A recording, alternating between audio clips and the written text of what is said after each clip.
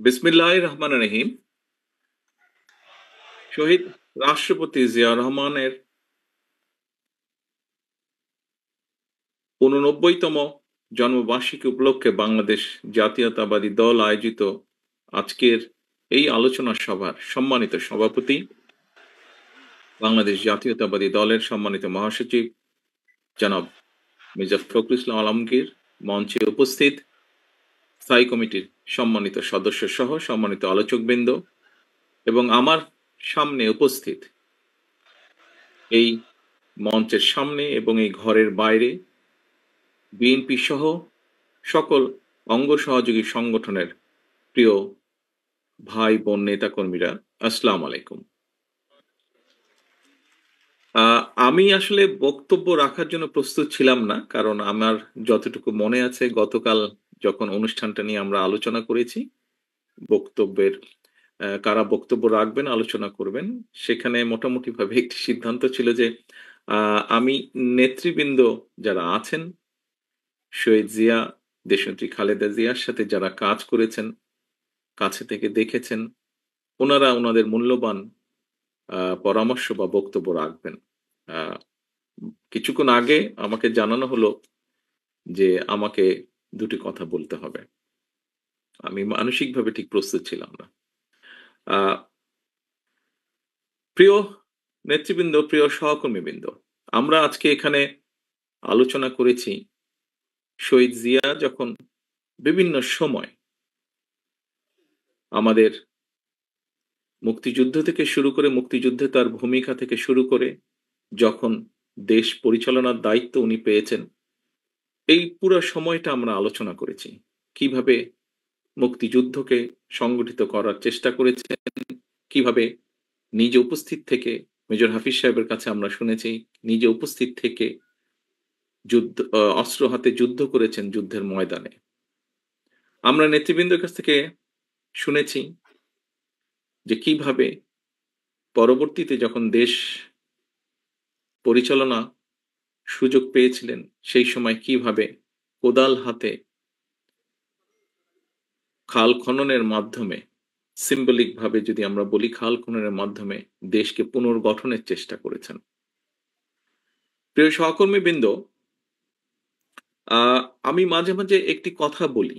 এখানে আপনারা যারা আজকে ঘরে সামনে উপস্থিত আছেন, মঞ্চ থেকে শুরু করে ঘরের সামনে, ঘরের বাইরে যারা উপস্থিত আছেন, আপনারা প্রত্যেকেই এক একজন রাজনৈতিক কর্মী।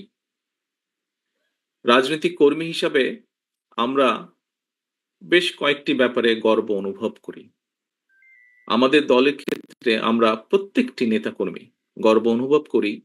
যখন আমরা আজকে আলোচনা করছিলাম, আলোচকবৃন্দ যখন বলছিলেন শহীদ রাষ্ট্রপতি জিয়াউর রহমান যখন দেশ পরিচালনা করেছেন, কি কি ক্ষেত্রে দেশ জাতি সফলতা অর্জন করেছিল ওনার নেতৃত্বে, এই কথাগুলো যখন আমরা বলি, বিএনপির একজন কর্মী হিসেবে আমরা প্রত্যেকটি কর্মী গর্ব অনুভব করি। আমরা যখন আলোচনা করি পরবর্তীতে দেশনেত্রী খালেদা জিয়ার সময়, দেশ এবং জাতি যখন দেশ পরিচালনা করেছেন দেশনেত্রী খালেদা জিয়া, দেশ এবং জাতি কি কি অগ্রগতি অর্জন করেছে, আমরা গর্ব অনুভব করি। সহকর্মীবৃন্দ, আপনারা যখন আপনাদের এলাকায় যান, মানুষের সাথে কথা বলেন, বের হন, দলীয় কোনো কর্মসূচি পালন করেন, তখন যখন দেখেন আপনাদের পিছনে শত হাজার মানুষ সমবেত হয়েছে, আপনাদের মিছিলে শত হাজার মানুষ যোগদান করেছে, আপনাদের বুকটা অনেক ভরে যায়। সহকর্মীবৃন্দ, আমরা রাজনীতি করছি। কেন রাজনীতি করছি? কার জন্য করছি? দেশের জন্য করছি, দেশের মানুষের জন্য করছি। একজন রাজনীতিবিদ হিসাবে যেই গর্বের কথাগুলো বললাম, এর পাশাপাশি বোধহয় আরেকটি বিষয় আছে। বিষয়টি আমরা মাঝে সাঝে আলোচনা করি। আমরা যারা পেছনে রয়ে যাই, তারা আমরা আলোচনা করি। কি সেটি? সেই বিষয়টি, একজন রাজনীতিবিদ যখন, মানুষ মাত্রই মৃত্যুবরণ করবে, এবং একজন রাজনীতিবিদ যখন মৃত্যুবরণ করেন, মুসলমান যদি হয়ে থাকেন, অবশ্যই জানাজা তার হয়, এবং সেই জানাজায় মানুষের উপস্থিতি বলে দেয় যে মানুষটি মারা গিয়েছেন, তিনি তার মানুষের কাছে কতটা জনপ্রিয় ছিলেন। তিনি মানুষ হিসেবে কতটা মানুষের কাছে গ্রহণযোগ্য ছিলেন। এই জানাজার বিষয়টি বলে দেয়। এখানে ডক্টর মোশাররফ সাহেব শহীদ রাষ্ট্রপতি জিয়াউর রহমানের জানাজার কথা উল্লেখ করেছেন ওনার বক্তব্যে। আমরা সমসাময়িক ইতিহাস ওনার জানাজা থেকে শুরু করে আজ পর্যন্ত যদি দেখি, খুব সম্ভবত পৃথিবীর কোনো রাজনৈতিক নেতার চলে যাবার পরে জানাজার ক্ষেত্রে এইরকম দৃশ্য আমরা দেখিনি। এত জনসমাগম আমরা দেখিনি। এভাবে মানুষকে কাঁদতে আমরা দেখিনি, এত সংখ্যক মানুষকে কাঁদতে। প্রিয় সহকর্মীবৃন্দ,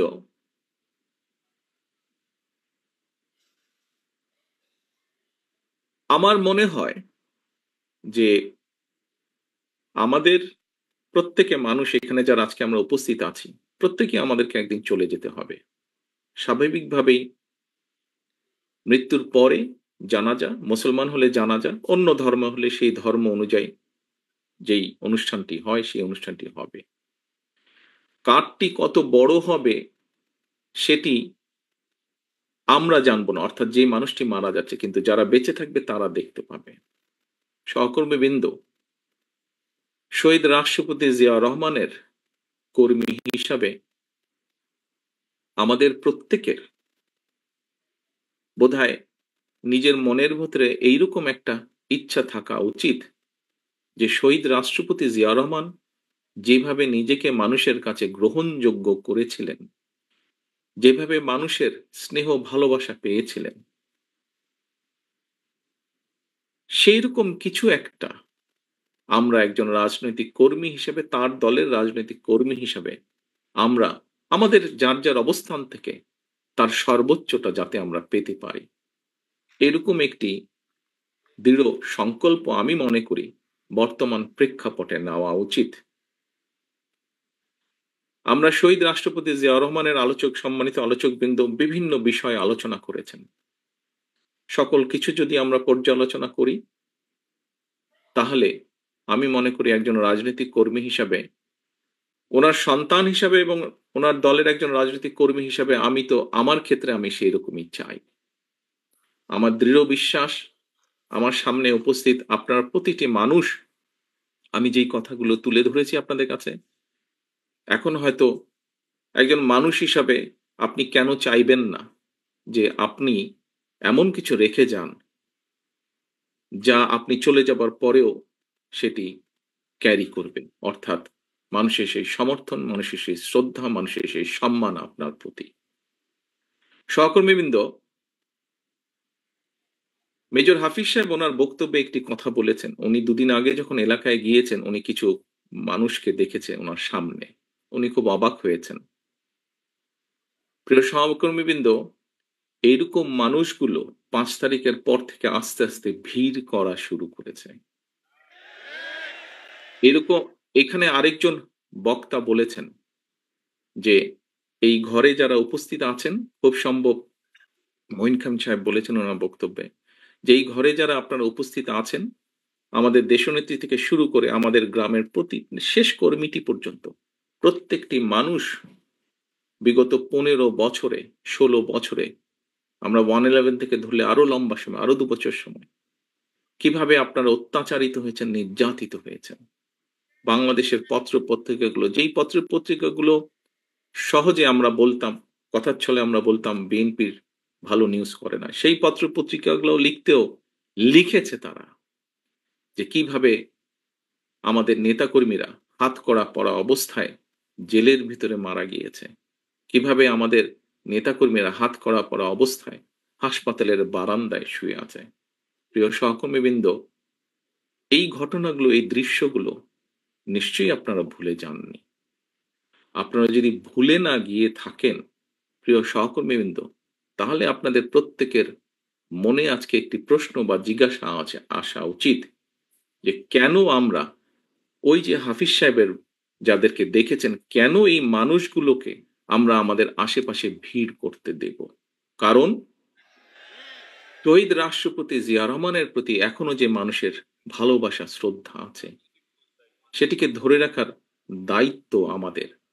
উনার যেই পরিকল্পনা, যেই আশা, যেই আকাঙ্ক্ষা নিয়ে আমরা আলোচনা করেছি, উনার যেই সফলতাগুলো নিয়ে আমরা আলোচনা করেছি, যা দেশ এবং দেশের মানুষকে উপকৃত করেছে, সেগুলোকে যদি আমাদের কন্টিনিউ করতে হয়, তাহলে অবশ্যই আমাদেরকে যেমন সতর্ক হতে হবে, আমাদের প্রত্যেকটি নেতাকর্মীদেরকে যেরকম সতর্ক হতে হবে, সচেতন হতে হবে, একসাথে একইভাবে যেটি মহাসচিব সাহেব ওনার বক্তব্যে বলেছেন যে মানুষের পাশে গিয়ে দাঁড়াতে হবে। দেখুন, শহীদ রাষ্ট্রপতি জিয়া রহমানের যতগুলো কম বেশি ভিডিও আছে, তখন তো আর ভিডিও ক্যামেরা ছিল না, প্রজেক্টর ছিল। অনেক নষ্ট হয়ে গেছে। বিশেষ করে আমরা যেটা জানি, বিগত সরকারের সময় অনেক এরকম ডকুমেন্ট যেগুলা সরকারি জিম্মায় ছিল নষ্ট করে ফেলা হয়েছে। তারপরেও যতটুকু আমরা দেখি এখন, দেখবেন প্রত্যেকটি ভিডিওতে, মানে ১০০ টি যদি থাকে, তার মধ্যে শতকরা ৮০ টি ভিডিও, ৭০ থেকে ৮০ টি ভিডিওতে দেখবেন উনি কিন্তু গণমানুষের কাছে, হয় গ্রামের মেঠো পথ দিয়ে হেঁটে যাচ্ছেন, অথবা খাল কাটছেন, অথবা গ্রামের কোনো একটি গৃহস্থের সাথে, কৃষকের সাথে কথা বলছেন। অর্থাৎ মানুষের মধ্যেখানে আছেন, অথবা স্কুলের শিশুদের সাথে কথা বলছেন, অথবা শিক্ষকদের সাথে। অর্থাৎ সোজা কথা, উনি মানুষের কাছে আছেন। তো আমরা তো উনারই নেতাকর্মী, আমরা তো উনারই ফলোয়ার। তাহলে কেন আমরা এই কাজটি করতে পারবো না? প্রিয় সহকর্মীবৃন্দ, রাজনৈতিক দল হিসাবে, একটি গণতান্ত্রিক রাজনৈতিক দল হিসাবে আমরা তো এক্সপেক্ট করবই, এবং শুধু এটা আমাদের এক্সপেকটেশন বা আশা না।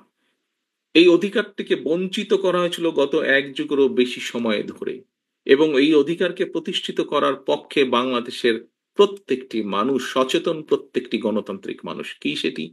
সেটি ভোটের অধিকার, ভোটকে প্রতিষ্ঠিত করা।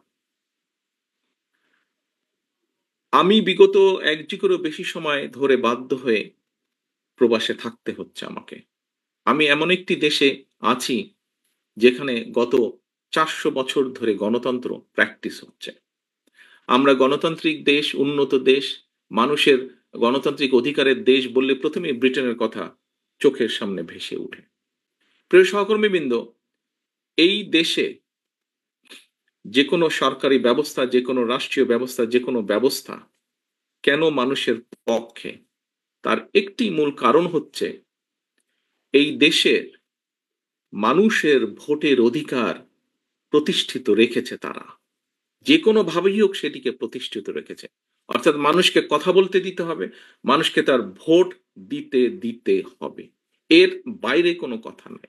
এবং তার জন্য একটি জবাবদিহিতা তৈরি হয়েছে, আস্তে, আস্তে জবাবদিহিতা তৈরি হয়েছে। সেই জবাবদিহিতা প্রত্যেকটি ক্ষেত্রে, রাষ্ট্র এবং সরকারের প্রতিটি ক্ষেত্রে এই জবাবদিহিতা তৈরি করতে পেরেছে তারা, এবং সেজন্যই এখানে মানুষ নিরাপদ থাকে। এখানে মানুষ রাষ্ট্রকে, সরকারকে ভয় পায় না, বরং সরকার মানুষকে ভয় পায়।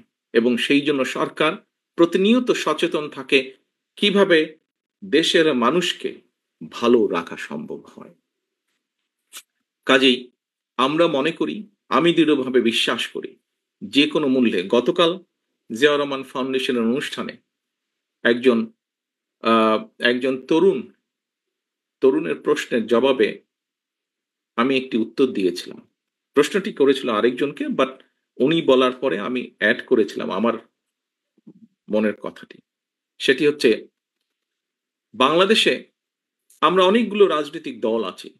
বিভিন্ন রাজনৈতিক দলের বিভিন্ন মতবাদ আছে, বিভিন্ন আদর্শ আছে, থাকতে পারে, থাকাটাই স্বাভাবিক, থাকাটাও উচিত।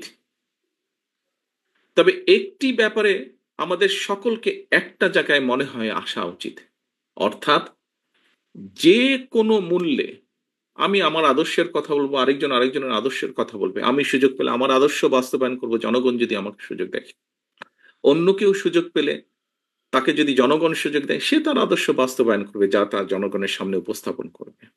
বাট একটি ক্ষেত্রে যে কোনো মূল্যে এক জায়গায় আমাদেরকে থাকতে হবে, সেটি হচ্ছে নির্দিষ্ট সময় পরে পরে দেশের নিয়ম আইন কানুনের সংবিধান যে সময়টি বেঁধে দিবে সেই সময় পরে পরে অবশ্যই রাষ্ট্রের বা সরকারের প্রতিটি পর্যায়ে যেখানে নির্ধারিত হবে সেখানে ভোট হতে হবে। সেটি জাতীয় সংসদ হোক, সেটি পৌরসভা হোক, ইউনিয়ন পরিষদ হোক, যেটিই হোক না কেন। অর্থাৎ জবাবদিহিতা, ভোটই একমাত্র, ভোটের অধিকার একমাত্র জবাবদিহিতা তৈরি করতে পারে। জবাবদিহিতা যদি রাষ্ট্রে, সমাজে, সকল জায়গায় যদি আমরা জবাবদিহিতা তৈরি করতে পারি, তাহলেই ধীরে ধীরে আমরা এগোতে সক্ষম হব। ধীরে ধীরে সরকার যদি জনগণকে জবাবদিহিতা করতে বাধ্য থাকে প্রতি কাজের জন্য, তাহলেই একমাত্র আস্তে আস্তে জনগণের দুঃখ দুর্দশা লাঘব করা সম্ভব হবে। জনগণের কথা, জনগণের ইচ্ছা, জনগণের আকাঙ্ক্ষা প্রতিফলিত হবে সরকারের কাজের মাধ্যমে। প্রিয় সহকর্মীবৃন্দ, আমি একটি কথা বলতে চাই আমার বক্তব্যের মধ্যে।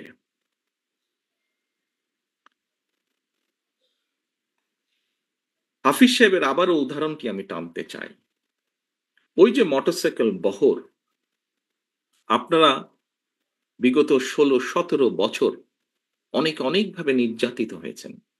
আমরা মোটামুটি একটি গড় হিসেবে জানি বাংলাদেশ জাতীয়তাবাদী দলের ৬০ লক্ষ নেতাকর্মীর নামে বিভিন্নভাবে মিথ্যে গায়েবী মামলা আছে, নির্যাতিত অত্যাচারিত।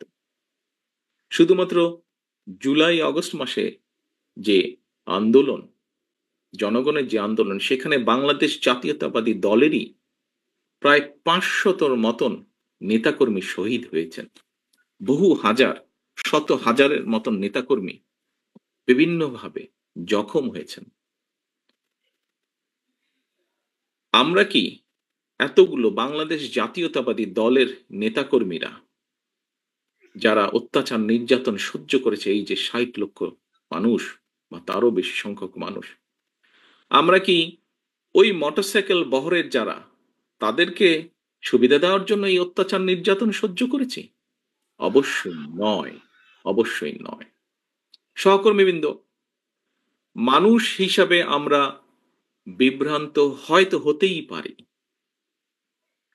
কিন্তু যে পরিস্থিতির ভিতর দিয়ে আজকে এই মুহূর্তে আমরা যেখানে এসে দাঁড়িয়েছি, সহকর্মীবৃন্দ, আমি বিনীত হাতে আপনাদের কাছে করজোড়ে অনুরোধ করব, এই ঘর বা এই ঘরের বাইরে নয়, সমগ্র বাংলাদেশে শহীদ রাষ্ট্রপতি জিয়াউর রহমান এবং দেশনেত্রী বেগম খালেদা জিয়ার যত সৈনিক, যত কর্মী আছেন, আপনাদের কাছে বিনীতভাবে অনুরোধ করব, দয়া করে আপনারা ওই মোটরসাইকেল আলাদেরকে ভিড় করতে দেবেন না।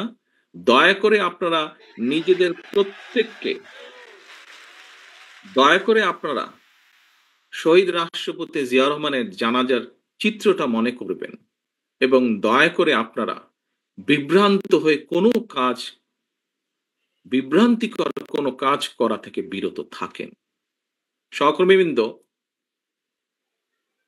কথা প্রসঙ্গে সবাই বলে যে একটি নিরপেক্ষ নির্বাচন হলে, বিভিন্ন আলোচক বৃন্দ বলেন যারা বিএনপি করেন না, আপনারা বিভিন্ন টক শো দেখেন, আমিও দেখি, বরং হয়তো চেষ্টা করি একটু বেশি দেখতে, যেহেতু দেশ থেকে দূরে আছে। অনেকেই বলেন যে একটি দেশে স্বাভাবিক সুষ্ঠু নিরপেক্ষ নির্বাচন হলে বাংলাদেশ জাতীয়তাবাদী দলের সর্বোচ্চ সম্ভাবনা আছে সরকার গঠন করার। সহকর্মীবৃন্দ, আমি আপনাদের কাছে একটি প্রশ্ন রাখতে চাই। সেই মোটরসাইকেল আলাদের তাদের নিজ স্বার্থ উদ্ধারের জন্য বা আমাদের কিছু নেতাকর্মী বিভ্রান্ত হয়ে যদি এমন পরিস্থিতির উদ্ভব হয় যেখানে অন্য কেউ সরকার গঠন করল, তাহলে কি আপনি মনে করেন আপনি খুব ভালো থাকতে পারবেন? আপনি বলতে আমি, বাংলাদেশে যদি ১ কোটি বিএনপির নেতাকর্মী থাকে, সবকিছু মিলিয়ে আমি এই ১ কোটি মানুষকেই বলছি, আপনারা কি ভালো থাকতে পারবেন? কারা চলে আসবে, কি চলে আসবে আমরা জানি না। তবে আর যাই হোক সেটা আপনাদের কারো জন্য ভালো হবে না, আমাদের কারো জন্য ভালো হবে না। প্রিয় সহকর্মীবৃন্দ, কোনো কারণে যদি অন্য কেউ সরকার গঠন করে, একজন রাজনৈতিক কর্মী হিসেবে আপনার এতটুকু চিন্তা, এতটুকু সেন্স থাকতে হবে। অন্য কেউ যদি সরকার গঠন করে, বাংলাদেশের রাজনৈতিক প্রেক্ষাপটেই হোক, আন্তর্জাতিক রাজনৈতিক প্রেক্ষাপটের ক্ষেত্রেই হোক, সেটা কি দেশ এবং জাতির জন্য খুব ভালো হবে? আমি দৃঢ়ভাবে বিশ্বাস করতে চাই যে আপনারা পরবর্তী যে সেকেন্ড নাটা বললেন, আপনারা বুঝে শুনেই নাটা বলেছেন। প্রিয় সহকর্মীবৃন্দ, আপনারা যদি বুঝে শুনে নাটা বলে থাকেন তাহলে আপনারা সঠিক বলেছেন, এবং তাই যদি হয়ে থাকে, দুটো প্রশ্ন করেছি আপনাদের, দুটোতেই আপনারা না বলেছেন। প্রিয় সহকর্মীবৃন্দ, এই নাটি যদি আপনারা বুঝে শুনে এবং সত্যিকার ভাবে না বলে থাকেন, এখনো আমাদের হাতে সময় আছে মানুষের পাশে গিয়ে দাঁড়ানো। এখনো আমাদের সময় আছে, এখনো আমাদের কাছে সময় আছে মানুষ যেভাবে চায় সেভাবে চলার জন্য। দিন শেষে কিন্তু রাজনৈতিক দল হিসাবে, রাজনৈতিক কর্মী হিসেবে যাই হোক, দিন শেষে কিন্তু আপনাকে ওই লোকটার কাছে, ওই মানুষটার কাছে, ওই ভোটারটার কাছে আপনাকে যেতে হবে। এটা তো বোঝেন নাকি? এটা তো বোঝেন। আমরা দুদিন আগে দুদিন আগে আমি একজন ব্যক্তির টক শো দেখছিলাম।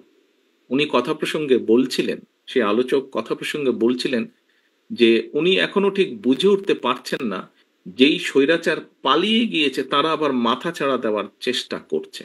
চেষ্টা ঠিক আছে, করতেই পারে তারা, কিন্তু তারা যদি ভোটের মাঠে নামে, কি নিয়ে তারা মানুষের সামনে হাজির হবে? পেছনের গুলা বাদই দিলাম, উনি বলছেন যে পেছনের গুলো না হয় বাদই দিলাম, এই জুলাই অগস্ট মাসে যে হত্যাকাণ্ড ঘটেছে, প্রায় 1.5 থেকে 2,000 মানুষকে যে হত্যা করেছে, প্রায় 30,000-এর মতন মানুষকে যে তারা জখম করেছে, ইউনিসেফের বক্তব্য অনুযায়ী 64টা শিশুকে তারা হত্যা করেছে, এর জবাব তারা মানুষের সামনে কি দিবে? এই জবাবগুলো তো তাদেরকে দিতেই হবে। প্রিয় সহকর্মীবৃন্দ, আমরা যদি সেই দিনটি আসা পর্যন্ত আমাদের ভিতরে যদি কেউ কিছু করে, জবাব তো আপনাকে দিতে হবে। যখন আপনি দুদিন পরে ভোটের জন্য মানুষের কাছে যাবেন, আপনাকে জবাব দিতে হবে না? সে বলে সে যদি বলে যে এই মিয়া, তোমার ওই লোক এসে আমার সাথে এই ব্যবহার করেছে বা আমার প্রতি এই অন্যায় অবিচার করেছে, তোমার দলের লোক এসে, আপনি কি জবাব, আপনি কি যদি তখন যদি শুধু জবাব দেন, ভাই ওকে তো চিনি না, ও দলের কেউ না, তাতে কি হয়ে যাবে? তাতে তো হবে না। প্রিয় সহকর্মীবৃন্দ, আমাদের সামনে উদাহরণ আছে, একদম কটকটা একদম পরিষ্কার উদাহরণ আছে। জনগণ যখন ক্ষিপ্ত হয়, জনগণ কিভাবে স্বৈরাচারকে খেদিয়ে দেশ থেকে পালিয়ে যেতে বাধ্য করে। সহকর্মীবৃন্দ, মাত্র কদিন আগে, এখনো চোখের সামনে জল করছে সেই উদাহরণ। জনগণ যদি ক্ষিপ্ত হয়, যতই মনে মনে তৃপ্তি বোধ করেন বিএনপি সবচেয়ে বড় দল, আমি জানি হয়তো আমার এই কথাটার কিছু কিছু রিয়াকশন হলেও হতে পারে, বিভিন্ন জন বিভিন্ন ভাবে টুইস্ট করতে পারেন। দলীয় প্রোগ্রাম বলছি, তারপরে এটাতে দলীয় থাকবে না, এখানে সাংবাদিক ভাইয়েরা আছেন, ইন্টারনেটে কানেক্টেড, এটা বেরিয়ে যাবে। বিষয়টি হচ্ছে যে জল করছে সেই উদাহরণ। কাজেই দিন শেষে কিন্তু সেই জনগণ, দিন শেষে সেই জনগণ, আমরা সকলে সেই জনগণের সমর্থন পাওয়ার চেষ্টা করছি। কাজেই সমর্থন যদি পেতেই হয়, কেন আমরা সত্যিকার ভালোভাবে সেই সমর্থন নেওয়ার চেষ্টা করব না?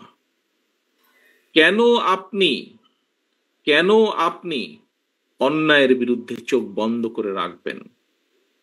প্রিয় সহকর্মীবৃন্দ, দিন শেষে সেই জনগণের কাছেই যেতে হবে। জনগণ যদি মুখটা ফিরিয়ে নেয়, আপনার আমার কিন্তু কোনো স্থান নেই। যত বড় যাই হই না কেন, আমরা নিজেরা যত বড় যাই মনে করি না কেন, জনগণ যদি মুখ ফিরিয়ে নেয়, এবং নাম বলবো না, কিছু কিছু রাজনৈতিক শক্তি, যেই হোক না, যত ছোট বড়ই হোক না কেন, তারা বিভিন্নভাবে আমাদের বিপক্ষে ওই মোটরসাইকেল আলাদের কিছু কাজ কামের কারণে তার সাথে আমাদের নেতাকর্মীদেরকে যুক্ত করে কিছু কিছু কথা বলার চেষ্টা করছে। আমাদেরকে সতর্ক সচেতন হতে হবে সহকর্মীবৃন্দ। বারে বারে আমি বলছি, আমি আজকে গত কয়েক মাস ধরে বলছি, সামনের নির্বাচন এত সহজ নয় আপনারা যত সহজ ভাবছেন। নিজের মনে যতই বড়াই করুন, আরে বিএনপির তো শাখা প্রশাখা একদম গ্রাম পর্যন্ত আছে, অন্যদের কি এত আছে? এত বড়াইয়ের কিছু নেই। থাকতে পারে আপনার শাখা প্রশাখা, প্রিয় সহকর্মীবৃন্দ, আমাদের নেতাকর্মীরা তৈরি করেছে সেই শাখা প্রশাখা, গ্রাম পর্যন্ত দলকে নিয়ে গেছে, ওয়ার্ডে ওয়ার্ডে দলকে নিয়ে গেছে, কিন্তু তারপরেও জনগণ ম্যাটার্স। জনগণ ম্যাটার্স। সেই জনগণই হচ্ছে আমাদের শক্তি, জনগণই হচ্ছে আমাদের সমর্থন, জনগণই হচ্ছে শক্তি। জনগণ সাথে না থাকলে জনগণ 5ই আগস্ট দেখিয়ে দিয়েছে। কাজে আমরা যদি ভুল করি, জনগণ আবার কোনো একটা কিছু দেখিয়ে দিবে, তখন কিন্তু পস্তাতে হবে, তখন কিন্তু হাপিত্যেশ করতে হবে। সহকর্মীবৃন্দ, এখনো সময় আছে। আসুন, আসুন, আসুন, আমরা জনগণের পাশে থাকি, জনগণের সাথে থাকি। যারা এমন কিছু করবে যা আপনাকে আমাকে ক্ষতিগ্রস্ত করবে, যা আমার দলকে ক্ষতিগ্রস্ত করবে, যা আমাদের দল ক্ষতিগ্রস্ত হবে, আমরা তার বিরুদ্ধে প্রতিবাদ গড়ে তুলব, তার বিরুদ্ধে প্রতিরোধ গড়ে তুলব। আজকে শহীদ জিয়ার 89তম জন্মবার্ষিকীতে যদি শহীদ জিয়াকে সত্যিকারভাবে আমাদের স্মরণ করতে হয়, যদি শহীদ জিয়াকে সত্যিকারভাবে সম্মান জানাতে হয়, আজকে দেশনেত্রী খালেদা জিয়া, ওনার জন্য আমরা দোয়া করছি সুস্থতার জন্য, কিন্তু দেশনেত্রী সবচাইতে খুশি হবেন, দোয়া তো আছেই, কিন্তু উনি যখন দেখবেন যে জনগণ সমর্থন দিয়েছে বিএনপির প্রতি, আমি তো মনে করি সবচাইতে বেশি খুশি উনি সেদিন হবেন। এবং দেশনেত্রী খালেদা জিয়ার সৈনিক হিসাবে আপনাদের উপরে সে দায়িত্ব বর্তায়। সহকর্মীবৃন্দ, আমরা কে ছোট নেতা, কে গ্রামের নেতা, কে ইউনিয়নের নেতা, কে বড় নেতা, কে বিভাগীয় নেতা, কে কেন্দ্রীয় নেতা, বিষয় এটি নয়। বিষয় একটি, আমাদের ঐক্যবদ্ধ থাকতে হবে, আমাদেরকে অন্যায়ের বিরুদ্ধে থাকতে হবে, আমাদেরকে অন্যায়ের বিরুদ্ধে প্রতিরোধ করতে হবে, আমাদেরকে এমন ভাবে দাঁড়াতে হবে যাতে জনগণ বোঝে আমরা তাদের সাথে আছি, জনগণ বোঝে আমরা তাদের পাশে আছি, জনগণ বোঝে যে জনগণ যেভাবে চায় আমরা সেভাবেই আছি, জনগণের প্রত্যাশা অনুযায়ী আমরা সেভাবেই তাদের পাশে আছি। সহকর্মীবৃন্দ, আজকে এই হোক আমাদের শপথ, শহীদ রাষ্ট্রপতি জিয়াউর রহমানের এই 89তম জন্মবার্ষিকীতে এই হোক আজকে আমাদের প্রতিজ্ঞা। সকলকে আন্তরিক ধন্যবাদ। আল্লাহ হাফেজ। বাংলাদেশ জিন্দাবাদ। বাংলাদেশ জাতীয়তাবাদী দল জিন্দাবাদ।